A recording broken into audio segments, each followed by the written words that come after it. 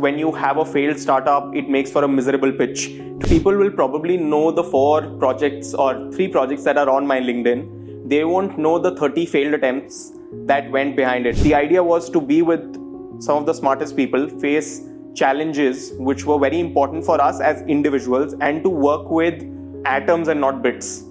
There were people who enabled me so much that I was able to explore, I was able to stumble, fall, get back up and do my thing.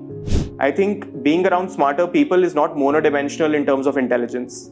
Intelligence itself is multidimensional. You want to be with people who consistently challenge you, help you grow, and you can learn from. So a good brand helps. But a non-brand or a no-name college does not take away from it. In that college, I met some of the brightest people. So be intentional, be genuinely curious, and the world will open up for you.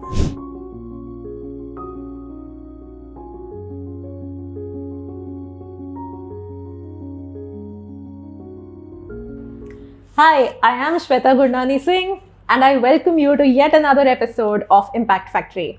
With me today is the very dynamic young man, Akul Jindal.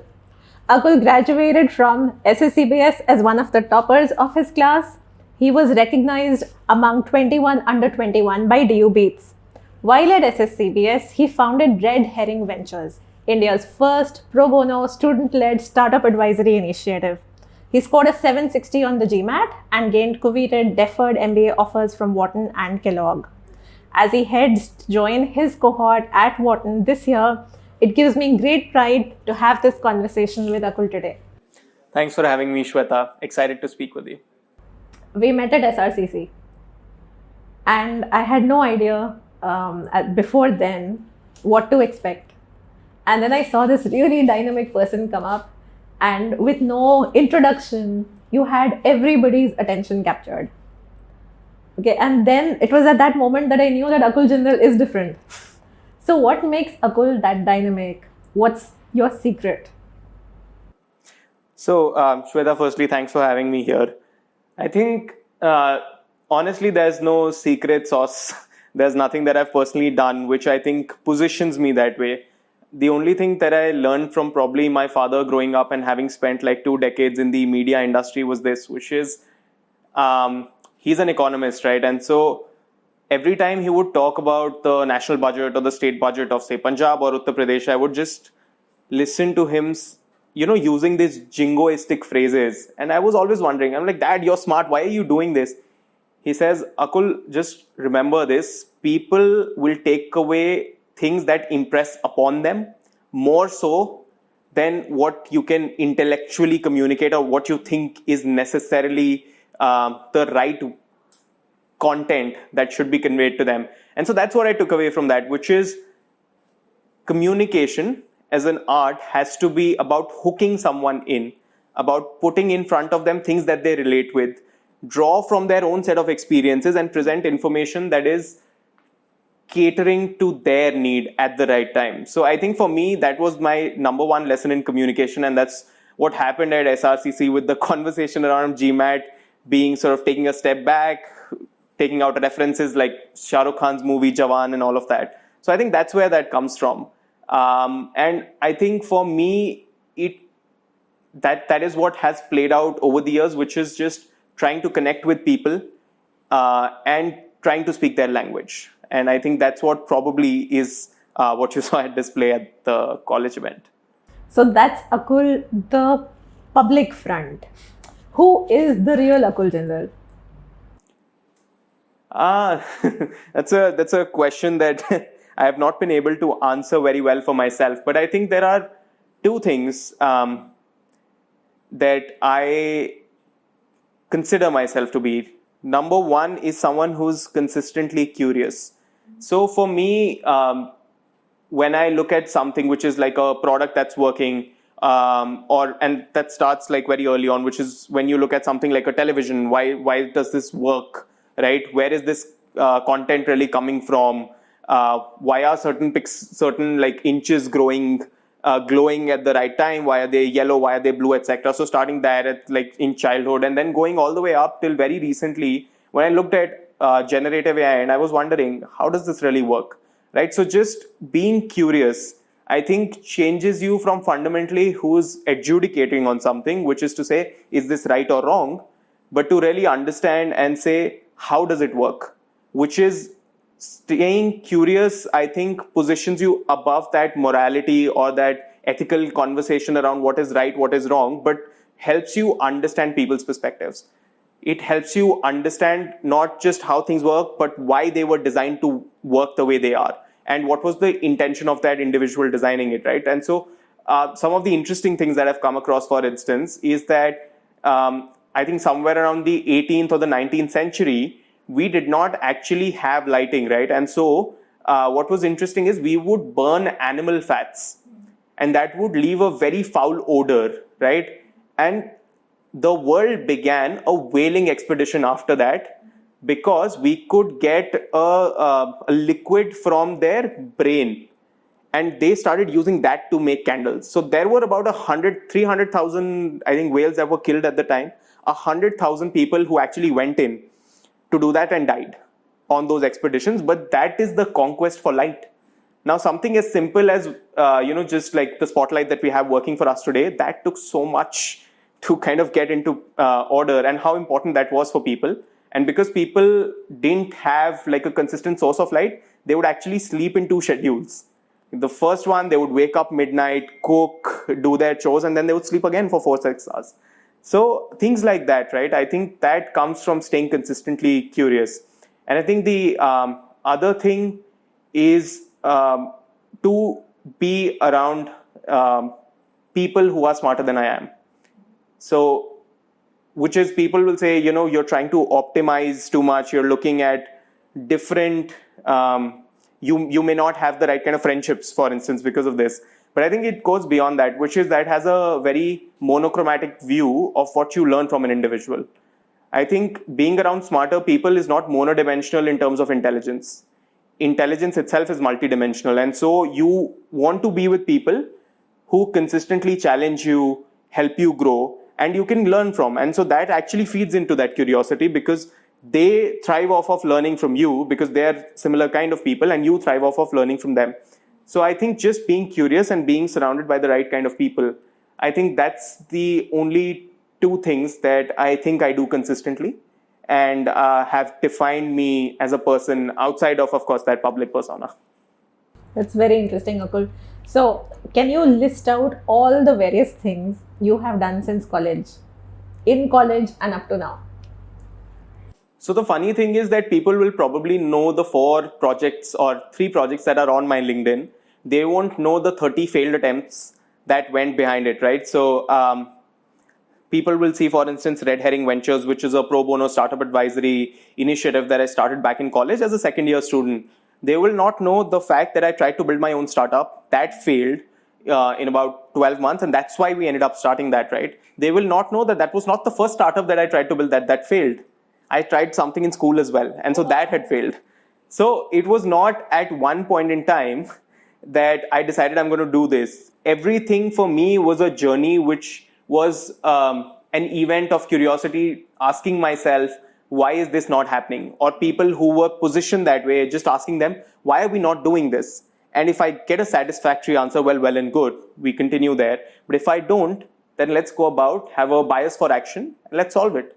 And so the activities that I did end up doing that are public is, of course, Red Herring Ventures, then tried to build a community for investors. And now I think we are at a place, there's about 750 investors from pre-seed to post-IPO, public market investors there, and 2 societies in college. So the placement cell, and started the first Indian chapter of the Collegiate Entrepreneurs Organization. So all of those came about, but the 2 failed experiments I've talked about, I did start another student advisor matching platform, which I think almost everyone does in college now. Something similar to the likes of like a Topmate. So try to do something like that. I had also launched a podcast that failed. 1 episode, I am sure no one is going to find that on YouTube anymore, because I did not launch it under my name. I tried writing a book, and that book again, it was published, like chapters were published at a time. They are no longer on the internet. I tried to launch a a community which was focused again during undergrad on a very different objective, which is helping people who wanted to explore different career paths. So all of those initiatives failed along the line to get me to those 2 or 3 that actually worked out. So I think it was not about what I ended up doing into what profile building, as people call it. It was more about what was right in that moment for me. Did I have a strong pull to it, and just getting over that inertia and starting it. What was it that you tried in school? So in school, this was 11th standard, and the idea was simple. We had 7 people in my school, 11th standard, who were great writers and artists, right? So I would, one of them won an award from NASA for his painting of, I think, Venus or something in a certain time. One was a poet, and her poem was like one of the best pieces of writing that I had read at the time. And while I myself was contributing to the school magazine, I knew that I was not even like 1% as good as these guys were, but they were not getting the right stage. So for me, the goal was very simple, which is I had at that point, I was into doing MUNs, a lot of public debates. And so the idea was, well, I know how to unlock distribution on Facebook at the time. So why can't I do that for their content? And so it was that simple. It started there, which is get their content distribution, build that platform. And so we started there. The next leg was to go to different schools. And because, of course, these are not just 7 people in one college, in one school. There's about probably 50, 100 schools like that in the northwest of Delhi, where I live. So, I mean, you could have 700 people like them who are not getting the right kind of audience. So the goal was, let's help them get their content out there, get them recognized, and be valued for who they truly are. So start this in 11th standard. 12th standard came, boards happened, everything had to be shut down. Because so I had 3 co-founders, 2 of them, their parents knew. They said, either you score 95% or you find yourself another home. My parents didn't know, so that was better that way. But so that's why we had to shut it down. But yeah. Okay. So of all these multifarious things you've done, what do you want to do in life? What is that one thing that Akul wants to do? So I think every time I've tried to answer that question, I look not at the outcome or what that could look like from an industry standpoint, from a role standpoint, but to take a step back to see what are my values and how can I do something that helps me channelize all of them into my work. And for me today, what I can see is that being in the climate space is something that I think is at the confluence of things that I value. And just like a little bit of history there, my grandparents live in Punjab. And so I have seen stubble burning happen for the longest time. The interesting thing is, up until 2012, stubble burning was not a bother. And people started blaming Punjab by saying, you know what, you've been burning stubble all this while, and it's becoming problematic, but no one really asked them why have they started burning stubble 2 months later than they usually used to, right? Why is it that, I think the season is called Kharif season, sowing. Why is sowing happening so late? And that was because at the time, the then government of Punjab had actually given them access to water at a certain point in time. That delayed access to water resulted in delayed farming, which resulted in all of that stubble gathering. And so you did not have enough time to process that further. So you had to burn it. So from a time period of 8 to 9 weeks that you got, you were reduced to say 2 to 6 weeks. And so people were not going there. But when I have seen this from the age of 5 till when I was about 22, and that was the first time that I was uncontrollably coughing. While I was returning from Punjab, it's the same route that I'd taken for 15 odd years. First time I coughed, and that's when I realized that this is not right. And it's not just about policy making into what happened at Punjab. Incentives were misaligned, and so this happened. But it went on to something beyond that, which is, this is just one small part of it, right? There are many things like this happening in Punjab, Uttar Pradesh, Odisha, different parts of our country and different countries across the world. So when I was thinking about what I really want to do, the idea was to be with some of the smartest people, face challenges which were very important for us as individuals, and to work with atoms and not bits. So that is something that I consider fundamentally important to myself. So when I aligned all of those things and my personal passion for this problem, as having seen that challenge in Punjab, the goal became very clear to me, which is that I want to be in the climate space. Now, what I do end up doing in climate, whether I become an investor, whether I end up building a startup, whether I end up working at one, I don't know that. But I think my goal, at least from a space standpoint, is that for today, given my values. Tomorrow, that could look very different. Let's say the problem of climate change is no longer there, which I really sincerely hope for, but I'm not very confident of. Let's say if that's not the problem of tomorrow, the problem is different. Whatever aligns with my values then, I think that's where I will be. So is it safe to say that 10 years from now, given the current conditions, you would be working in the climate space? Absolutely. So what's the difference? Moving bits versus moving atoms? Moving bits is creating, for instance, a technology platform, right? And so a technology platform in and of itself, you could build the best tech and it may not be useful, right? Because it will not find the right kind of application. You don't know what your customer really needs, for instance, right? But it's the best technology out there. It's the fastest way to deliver something over the internet. But if I don't have a use case for it, then what's the point? So to me, when I say moving atoms, that's what I mean. For me, moving bits is physical infrastructure, real goods that I know are visible to people, contribute to their experiences, and they're not transitory in nature. And the more you sort of innovate, create better, it directly impacts them. So to me, that is the idea of moving bits and not atoms. It's something that people relate with, something that people can feel, can see. And I think no matter where technology is getting, I don't think that is, I see technology being able to deliver that today. Okay. Interesting. So Akul, one of the things that I have noticed about you is that your juniors really look up to you. And you've managed to stay connected with maybe hundreds or thousands of people. Like I see whenever you're in a public gathering, people flock to you. So how is it that you've managed to build these hundreds, thousands of connections, sustain them over time? It takes investment to sustain relationships. How do you do that? How do you make relationships which are so many in number and so varied, meaningful and sustainable? So I think to me, I've never actually looked at it as an expense of my time, as an investment. And those are terms people traditionally use, right? Which is return on time invested.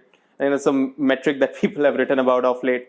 But that's not how I think about it. For me, it's about reflecting on my own journey, which is wherever I am, it's because of positive influences of different people who stepped out of their way to do something for me. A simple example, I was in 12th grade. I had fallen into bad company. And at that time, my scores had dipped significantly. And I was, instead of actually thinking how I'm going to correct this or even worrying about it, as I had for like probably the past 11 years in school, I was sitting at a place with the same friend group and I was just chatting with them, what YouTube video are we going to watch today? So one of my teachers stepped out of the classroom that day. She specifically located me and she said, Akul, this is not what I know you to be. This is not what I expect you to be, right? I know you can do better. I know you are better. And so that is when I saw someone outside of my family stepping out of their way, batting for myself, believing in me when I was not actually believing in myself. It was not my proudest moment. It was not the best time for me. And that is what changed something in me. And that was the year that I academically, I think pre-boards or something, I topped commerce at school. So to me, that was one of those influences. It happened for me when I was in primary school, secondary school, high school, and then after that in college, there were so many professors who just said this to me. They knew that, I was not attending all classes and I was trying a lot of things that were not traditional. And instead of questioning me on everything that I was doing, they said, look, we know that you have the right intent. As long as we don't see it really like breaching some very moral or very public codes of conduct, just go and run with it. We trust you to do the right thing. And so things like that, which is people, when they're enablers, they can positively impact your life in such a significant way, was the power, I think, of all of those faculty members, of those teachers that I saw, some of my seniors who gave me guidance, unsolicited, investing their time, so-called investing their time, when they didn't really have to. So to me, when I think about talking to all of these people, it never has to do with what am I going to get out of speaking to this person or that person, or it's not even about engineering for serendipity, as people call it. For me, it's a very simple exercise, which is there were people who enabled me so much that I was able to explore, I was able to stumble, fall, get back up and do my thing. So the only way, I can't pay them back at all for everything that they've done for me, but I think the only thing that I can do is to pay it forward. And so my goal has always been to just be there. If you have something that I can help you with, I'm going to be there in whatever capacity I can, and then I'll do that for you. So it's my way to pay it forward. And I hope that the people that are listening to this or I have interacted with me in the past think of it the same way and pay it forward too. We met when? September of last year? Probably around the same time, yeah. So 10 months down the line, we're sitting and having this conversation, which I didn't imagine that day. I didn't imagine meeting you repeatedly or having conversations. I didn't imagine that if I just send a text out to Akul Jindal, he's actually going to make something happen. Okay, but it's exactly what you're saying, that you do what you can, and that's exactly what I've seen of you over the last year. So you're a man of your words. I try to be. But how do you create the time for it? It takes time, it takes energy, effort. I think, at least so far, I don't want to take away from anyone who says they don't have time and therefore maybe they're being real about it. Personally, for me, I've been blessed, I've been fortunate with the idea that I do have time. And I have often found myself making time or using time that I would have for probably other things and channelizing that here. So to me, if there's something that I can help someone else do, I think that is going to always have a disproportional impact, right? Just being an enabler for someone can do wonders for what they can potentially accomplish, right? And for me, it's probably maybe it's a half an hour conversation, right? Maybe it's a 1 hour lunch that I'm doing, and the impact that can create could be multifold, and the possibilities are endless there, right? So to me, I've never really thought about it as, okay, I have 3 hours today. Can I instead or maybe can I put in that extra 1 hour, learn something for myself, maybe become slightly more productive at work? Because that's something that for me is a continuous pattern, right? As an individual, you'll keep spending that 1 hour on yourself week after week after week, and you keep getting that 1% productivity. And I don't know if that's the best thing you want to do for yourself. For me, it's like, if I have to do something, I can work with hundreds and thousands of other people, helping them achieve their goals faster, better, and probably in a more sustainable way. I think that is far more important to me than maybe adding that extra 1 hour, listening to that one podcast, reading that one extra chapter in a book. So I think, fortunately, I've had the time. Wherever it's been possible, I have prioritized these things over, to some extent, things that I could potentially do to chill, take time off for myself. And I think it's been good so far.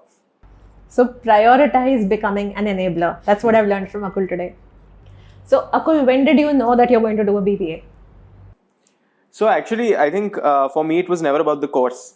And I know that probably people in my college and my principal will not appreciate that as much. But for me, it had nothing to do with the course, right? Like, people at the education institutions at the time, they were telling me, Akul, you should pick courses. This course is advanced, this course is outdated, this course is not relevant or whatever. And I'm sure that to some degree they must be right. But my takeaway from that entire process was, again, one advice that one of my enablers in this journey gave me, which is pick people over the specific content, which is go to colleges where you'll get to meet the brightest people, because that is a more positive influence on you than you will get from any piece of content. Because probably about 50 years back, maybe that was relevant, right? When you did not have open access to all content, all knowledge online for free. Today, all of that is available, right? So actually, for some of my exams, there's this one paper as well called Quantitative Techniques of Management. And I remember that I was not studying for the subject for like about 5 out of the 6 months. A week before the exam, I could get that content from YouTube, knew exactly what I had to prepare, and I scored on the exam. So that is the nature of content and then testing and everything, right? It had nothing to do with like learning fundamentals, etc. And it's not that I was particularly weak in that subject. But that was also a moment of liberation and realizing that content is not what you're here for. It's sort of reinforced that idea, which is in that college, I met some of the brightest people. And if I was doing BMS instead of BBA, it wouldn't have changed anything for me.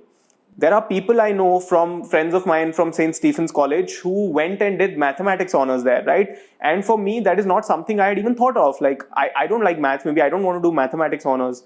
But these guys have had great career trajectories since then, and they really enjoyed being with other smart people who were on that campus. So I think you have to be intentional about deciding what exactly are you prioritizing. So, for instance, the point that I'm making, I can make because of my career journey or my expectation at the time, which was to be in capital markets or be a founder, and so that I can do. But as a medical student, I hope that you don't do that. If a medical student tells me that, oh, I'm going to BDS because I want to be with the best people, I'm sorry, please don't take my advice at all.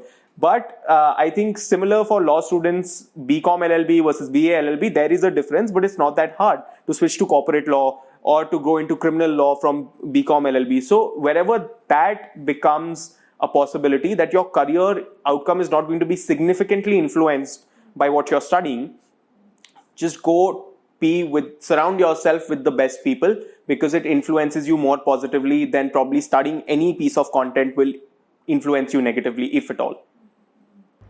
So when did you decide to take the GMAT, and why did you decide to apply for a deferred MBA program? So my decision to take the GMAT was actually, I think, one of the funniest probably decisions that I've taken, right? It was my least thought through decision. Second year of college for me, this was in October. November is when CAT happens. Around the same time, everyone from my college, about probably 150 people, gave a renowned institute's CAT entrance paper. And so I saw all 150 of them starting from 4th semester to study for this draconian exam, which is a specific day, a point in time event. And I was just in awe that these people were betting their entire fate on how they felt on that one day. I'm like, what if I had a really bad breakfast that day? Who's going to let me explain that to the examiner that please give me another shot? So to me, that was very intimidating, which is I can't bet my entire career prospect on the fact that on that day, I'm going to be at my best and that I'm going to be able to deliver.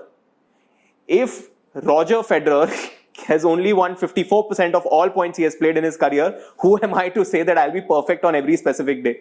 So to me, the idea was very clear, which is I can't bet my fate on an exam like that. So that's when I was like, okay, what are my alternatives? So it did not come from a positive exploration of the idea that I want to do GMAT specifically. It came from a negative screening of the idea that I'm not going to take CAT at all.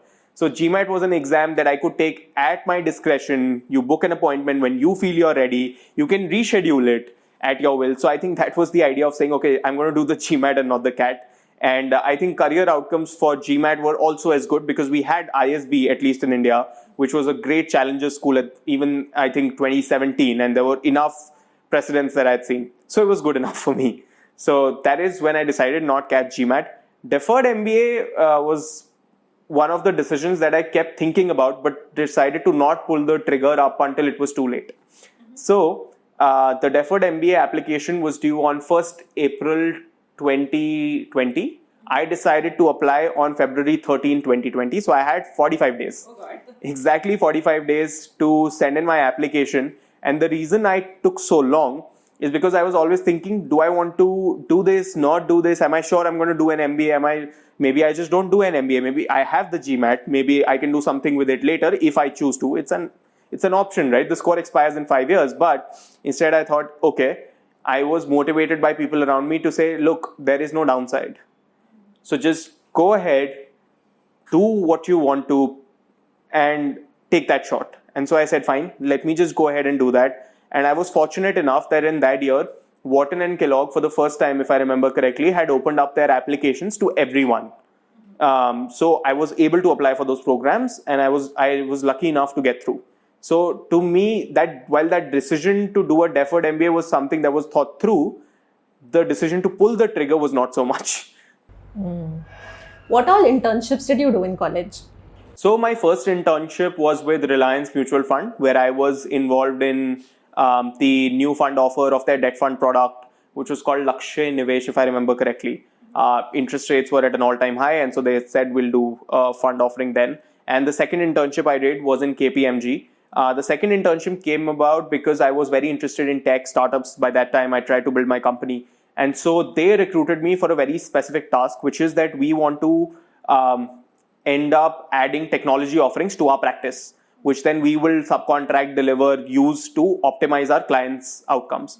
So that is why I went to KPMG. So those were the two internships that I did while in college. There were people who pursued part-time internships outside of regular school, but that is something I did not do because I was honestly at that time very much invested in building Red Herring Ventures, which is the pro bono startup advisory initiative that I had launched. So for me, that was more important than doing something part-time. Can you tell us more about Red Herring?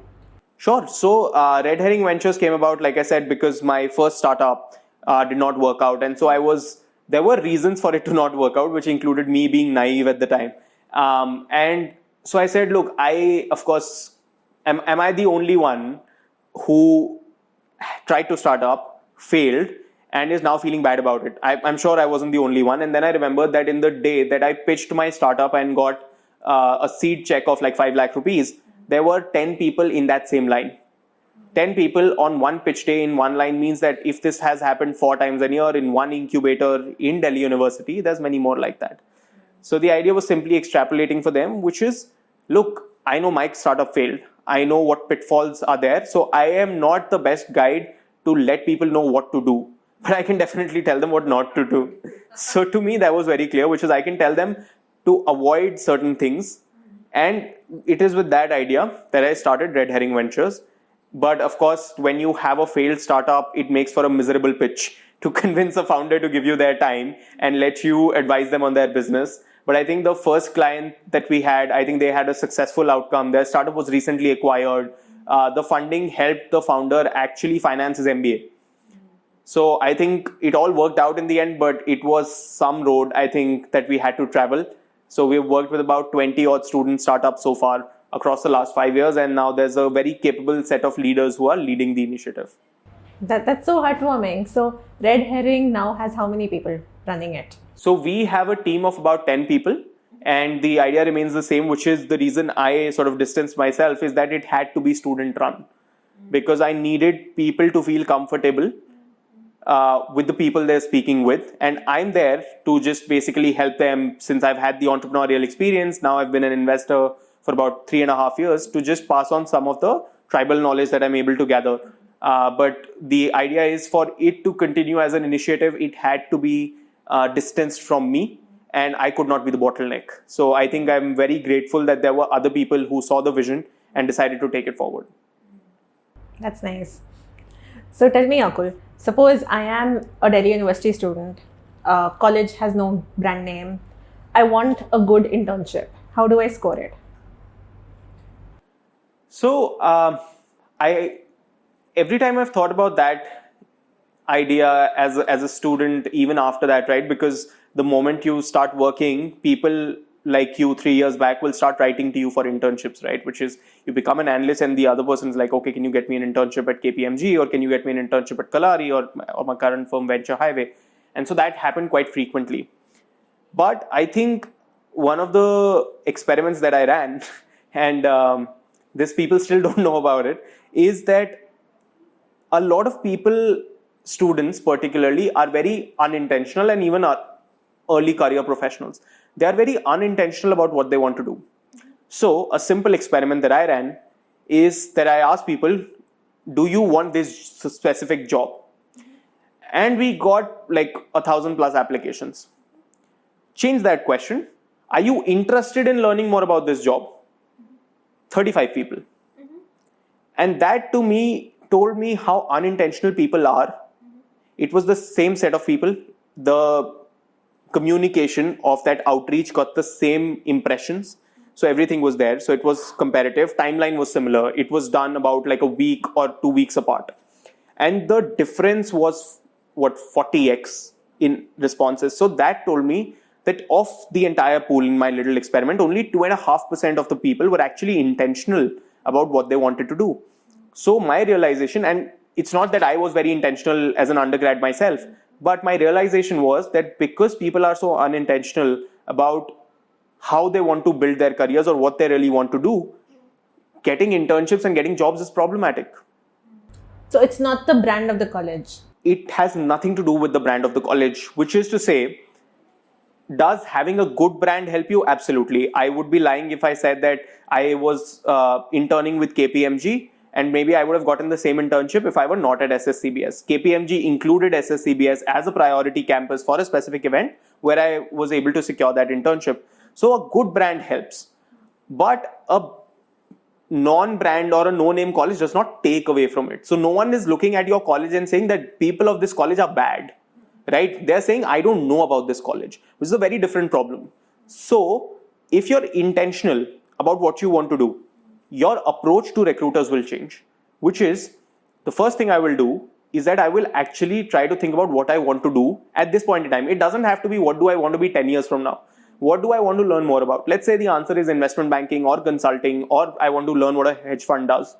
There are 10,000 entities doing these things in India, give or take, across different spectrums. So when you have to do investment banking, if you're really intentional about investment banking, curious about that job, why does it only have to be at Goldman Sachs?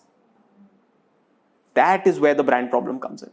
So that is what tells me that people are not really thinking about work. They're not intentional about what they want to do. They are chasing esteem. They are chasing a certain compensation that comes with it. And this is not, by the way, for anyone listening to this is not about a no-name college. I saw the same problem at IIT Bombay. I was speaking to their students. I asked them, why did you go work in supply chain? Why did you then do brand marketing? Why did you then do hedge fund? And why are you now doing consulting? 4 very different things.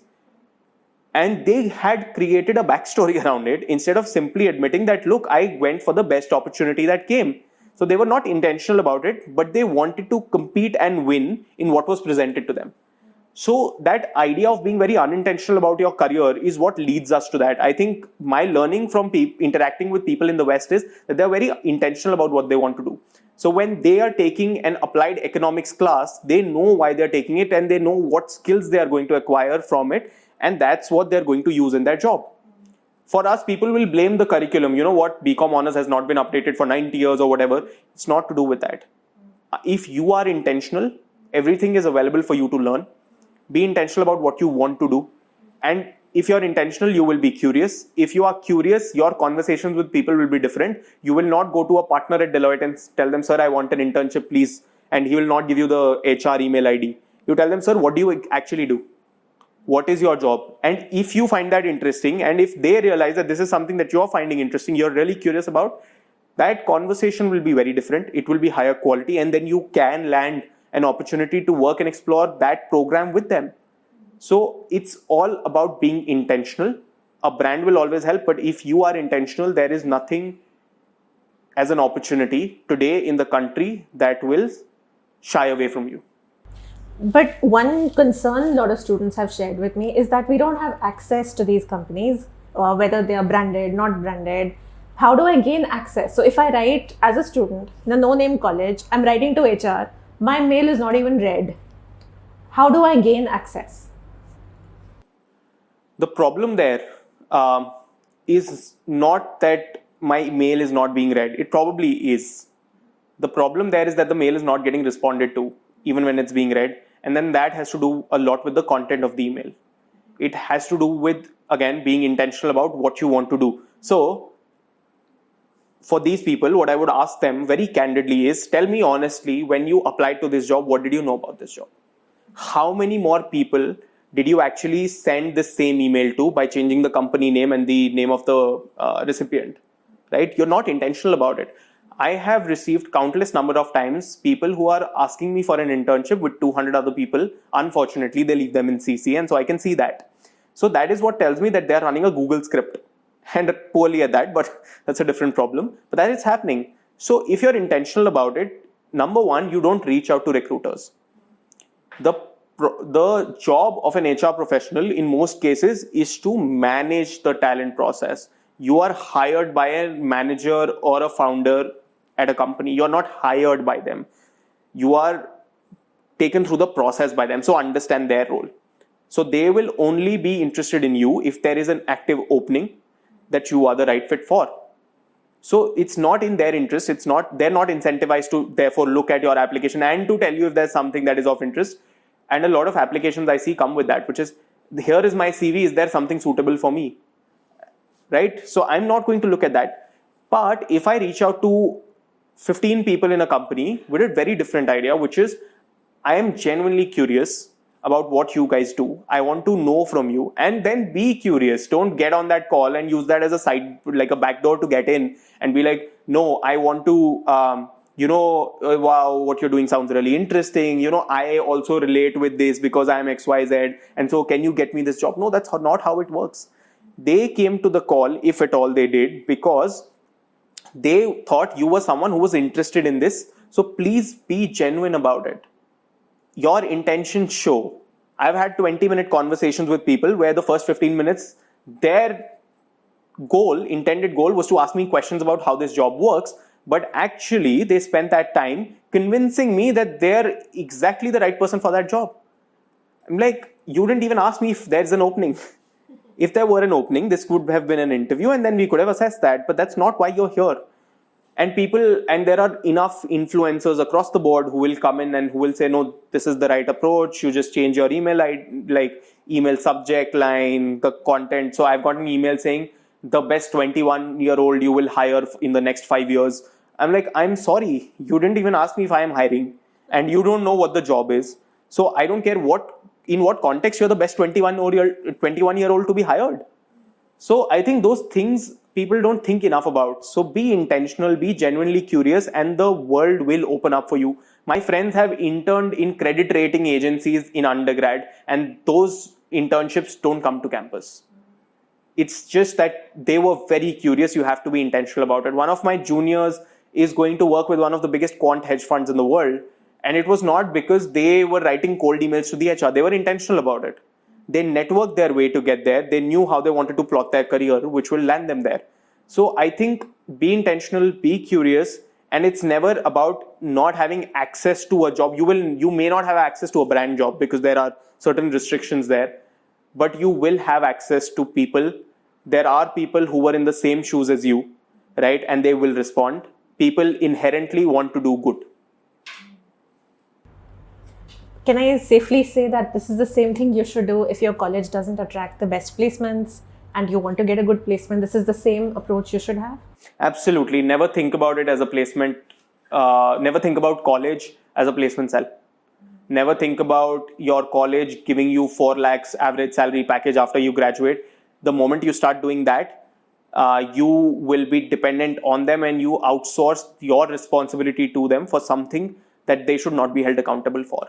A college job, in cases more than one, is to educate you, to upskill you, and that they may not do that through the curriculum itself, but through all the other experiences that you're provided on campus or that you can get simply by being in college. For instance, the question that I ask is, as a student pursuing BTech from a tier 3 college in India, are you not more likely to speak to someone on LinkedIn than someone who's a dropout?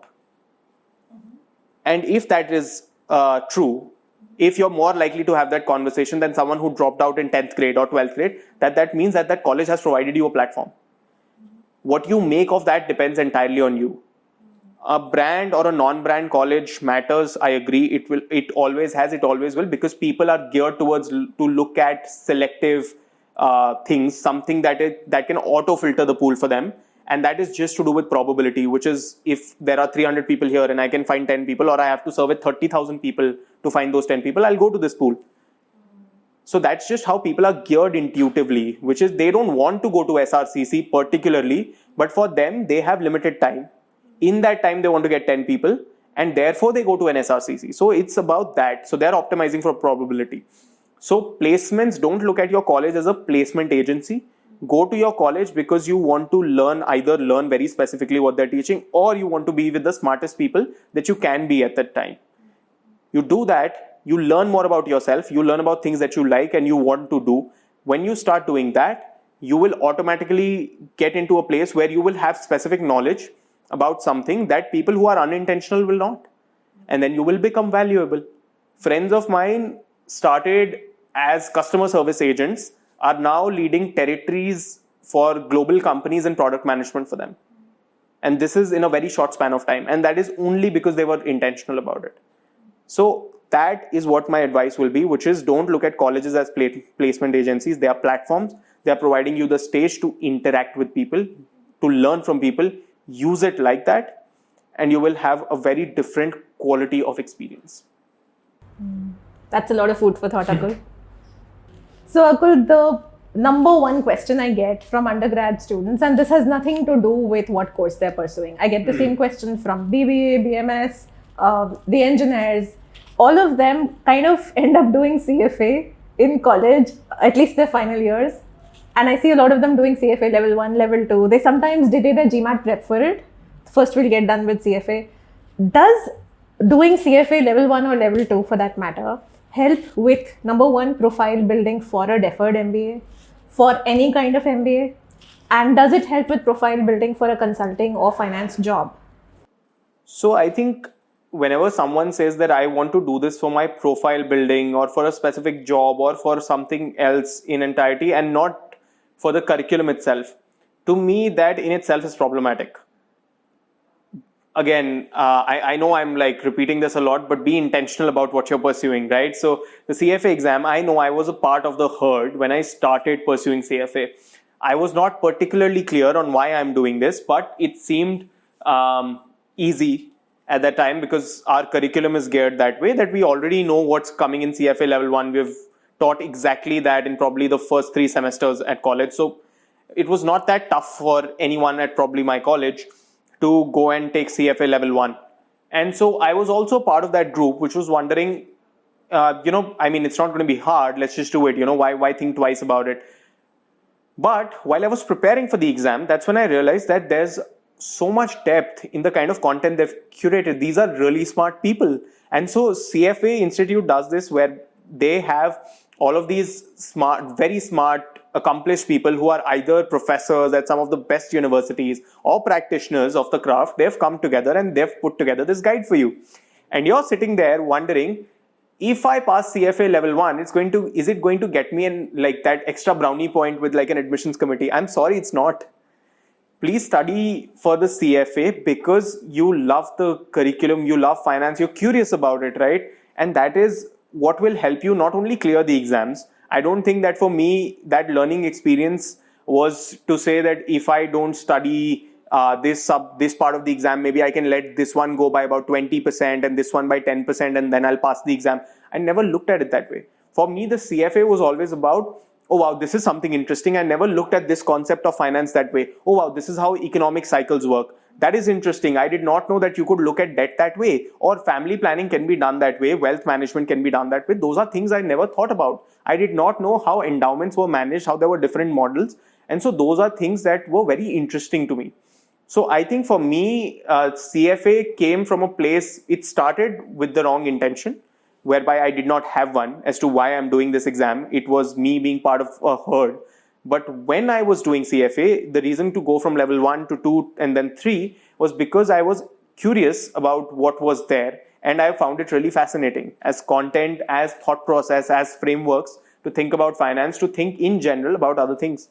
And that is why I pursued the course. And that is my advice to people, which is don't pursue CFA because you think it's going to get you a job or it's going to uplift or give your profile that facelift that you need for an MBA application, because the people reading your applications are also experienced. This is not their first review. They've been around for 2 decades doing exactly that for people across batches, across countries, and they know, by the way, that China and India are the places where people have the highest CFA level 1 pass rates. So it's not like they don't know what they're looking at when they see a specific profile. All that it communicates to them is that you have finance as a bent of mind. And let's say if my goals essay is about impact consulting and I've done CFA level 2 and those two cannot get tied together, the person will be just wondering why. And there's nothing to explain that, right? And I'm not saying that you have to explain it, but it's just that it's not aligned with your larger purpose or larger goal or at any point of time with what you pursued then, right? So if there is no intentionality, if there's no purpose to why you do that, then please don't. So to this, which is on the MBA application, to the question of getting a job out of it, there are some banks, international, which prefer people who have a CFA because that reflects to them an understanding of the global financial markets. So if that's a job that you want to get, the job assessment itself will not be dependent on you having or not having a CFA, but it helps. So there, it is not like a pre-qualification criteria or anything, but it helps. So for that very specific niche number of companies, like a JP Morgan HR head once told me this, so them, Goldman Sachs, Morgan Stanley probably, those are places where you may benefit. But for anything else, if you want to get into McKinsey, if you want to get into BCG, I am not sure a CFA is going to be value additive for you. Yeah. So the 25-year-old Akul is a very, very wise young man. He's taught us about becoming enablers, be curious, be intentional. But when this wise Akul needs mentoring, wants to be inspired, where does he go? So for me, inspiration and mentorship come from two different sets of people. Inspiration for me comes from my family at large, because every time I feel like, something is tough, the going gets tougher, it's challenging. And me, I have not faced that kind of challenges. I have no hesitation in admitting that I was born with a privilege that my parents had accumulated through their hard work, who were not born so privileged, and my grandparents who were further underprivileged, who went through some very tough times. But I was born with a privilege, so I had not really faced the hardships in life. So for me, the biggest challenge I had was, okay, wow, I'm not getting this like one internship on campus. I really wanted it. Oh wow, instead of a 9, I have an 8-pointer on this exam. Oh wow, I got like 12 marks in Hindi at some point, right? These were so trivial compared to what my grandparents had faced. So my grandfather, and I always keep going back to him because of this, and he's, he chuckles when he tells me this story, but he did not have money to pursue medical education. He's a doctor. And at that time, he did not also, because he did not have money to actually live in the hostel of that college. And he was one of very few people who would cycle their way to the college day in, day out. He was able to complete his medical education through a state-sponsored loan of, at that time, 550 rupees, which was enough for 5 years of 5.5 years of fee plus internship. And when he was preparing for the entrance exam, he did not have a chair at home. There was no furniture, nothing. My great-grandfather was a freedom fighter, and he did not accrue any benefits that were given to them that time. He said, I fought for the nation, and I'm great, but that left my grandfather with little resources to actually pursue his dreams. But he did. And so because he came from that, to do what he has done, to be the number one specialist in his field in a district in Punjab, which has, say, X other people practicing that, I have seen people come to our ancestral home, be there and just take his blessings, because the 2 generations of families were delivered by him. Right? It's the father, the son, and now they were like, okay, now my grandfather doesn't do that anymore. But they're like, the 3rd generation also, we wanted them to get your blessing just because of that. So to be able to do that from where he's come from, I think there is no better source of inspiration for me, which is as close and as relatable as my grandfather, who now chuckles when he tells me the story. So that's who I turn to for inspiration every time when I have to do that. For mentorship, I think I've been fortunate. There's enough people in all sorts of disciplines in life who respond to me. So because I'm able to get their time, I'm able to seek their guidance. I also have friends who are far more mature than me, who have dealt with difficult situations in life, who are there for me. So I think for mentorship on both personal and professional, I have been blessed for people taking out their time and speaking to me. And so many people there, not just one. In your personal leadership style, what is the role of emotional intelligence? To me, emotional intelligence, or at least my narrowed definition of it, is to really be able to understand who your audience is and to then set the right kind of targets and goals, keeping them in mind. For instance, I may have a very different viewpoint on why a certain collateral, which is being made, has to look, while the person doing that job may say that, look, my job is to get the best artistic product out. So to be able to explain it to them in a language that they understand and find consistent, right? Which is why is that important, not for just me, but for you, for our brand. And I think to me, that is the idea of emotional intelligence, which is understanding your audience, knowing who you're speaking to, knowing who you're working with, what do they respond to, what do they not respond to, and to immediately detect any faux pas that has happened, right? So being able to read the room. So I think when you start doing that, the quality of your conversations and the quality of the decisions that you then make start to look quite different. And I've personally experienced that because for the longest time, I was also impervious to these social cues. So that was all of school, most of college for me. But when I did realize the power that they carried, that's when I realized that this is a tool that I can start using to help my organizations achieve their goals. So to me, that's the role emotional intelligence plays in leadership. Very interesting. So normally when we talk about emotional intelligence, people talk of interpersonal relationships. So this is a very different take. Yeah. Akul, outside of work, what's your greatest passion? So there's nothing specific that I would go so far as to call my passion, but I do enjoy expressing myself through different mediums. So there's a time when I took up dancing, there's a time when I took up singing, and I think all of that also circles back to me being able to express myself better and relate with people, because in some of those settings, I think as a 25-year-old, when I was singing the first time, there was a 6-year-old boy in my class and we were at the same level. In about 3 weeks' time, he was far ahead of me. So there's nothing more humbling than that experience. So to me, doing these places you in a position of discomfort, inconvenience, when you're used to everyone reporting to you in a structure, to get out of that and to have 6-year-olds be educating you. And so this boy actually got up and he said, Bhaiya, aise nahi, ye wala sur, aise lagta hai. And I was like, bhai, tu hi sikhayega. And so I think things like that are very interesting to me, which is, it helps me get outside my comfort zone, learn more and express myself better. So I feel at peace in areas that are unfamiliar to me that way. And I think I really enjoy that. Please sing for us. Oh, wow. I thought that was, I don't think I can on cue, no. What's your favorite song?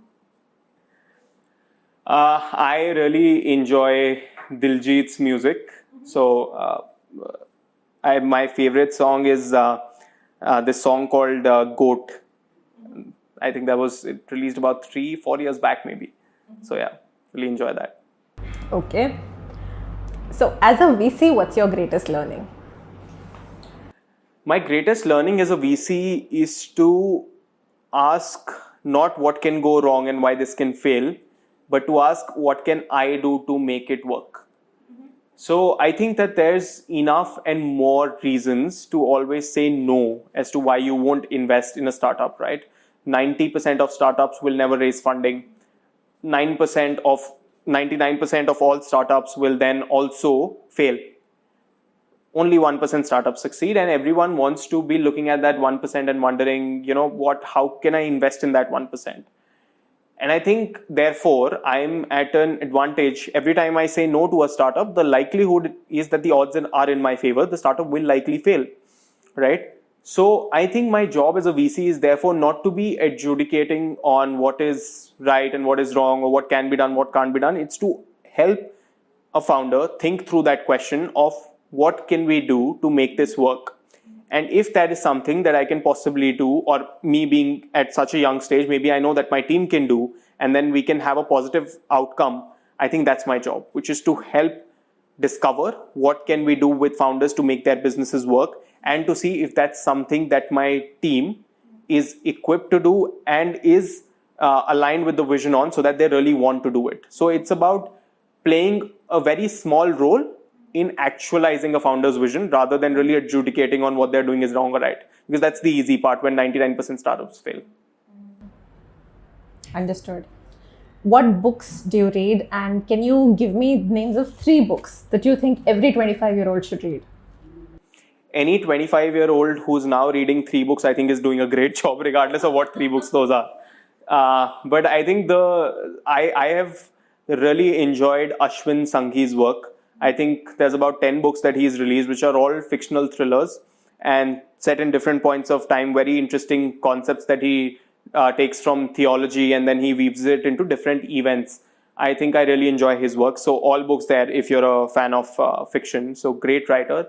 On more sort of educational content, I think that I personally enjoy reading books around human psychology and behavior. So for me, it's one of the books is The Upside of Irrationality. Then there's this one book, or actually not even one book, all books by Malcolm Gladwell, which I think my favorite was Outliers, which I think is a very humbling experience when you're reading that book, to realize that something as trivial as being born in December as opposed to being born in June can position you better to be in the Indian national cricket team.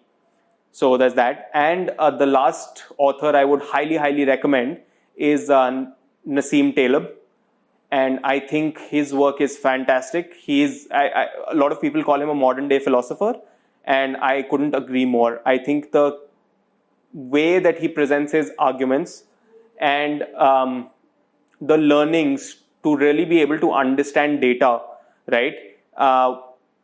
And interpret it in the right way, use it for things that are counterintuitive. I think that's what I find very interesting. So his work, Black Swan, Anti-Fragile, very interesting reads. So for the academic folks, the last 3 authors would highly recommend. What is your greatest pride? So this is, my greatest pride was actually, interestingly enough, while my family has done well in, I think, academics and professionally, right? My grandparents, both of them actually have been doctors for 50 years now. Many successful deliveries in that clinic. My father has been in the financial services and the media space, so he's done that bit.